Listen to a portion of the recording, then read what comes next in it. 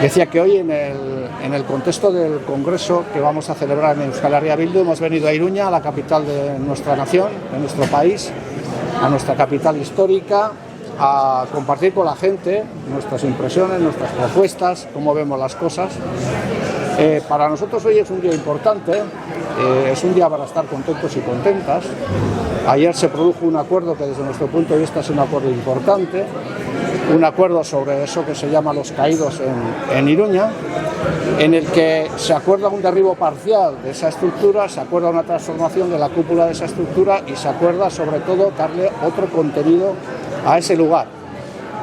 Más allá de los debates arquitectónicos, algunos podrán ver una cúpula transformada o no. Yo, desde mi punto de vista, y esto lo digo a título individual, lo que veré es a Maravillas Lamberto en el centro de nuestra capital histórica y en el centro de Iruña.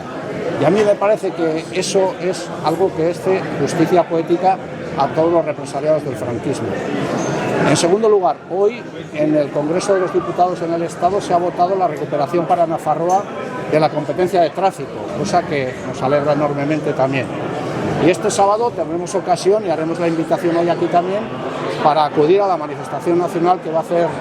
Euskal Herria Bildu en Bilbo para llenar la calle Autonomía de antifascistas, de abertzales, de independentistas y de gentes de izquierda en este país. Por eso creo que hacemos esta invitación a la gente, porque creo que el país tiene cosas que celebrar, no probablemente en el nivel que todos quisiéramos, pero creo que estamos haciendo camino y creo que desde la serenidad y desde la tranquilidad hacemos la invitación a la gente de que el próximo sábado estemos en Bilbo.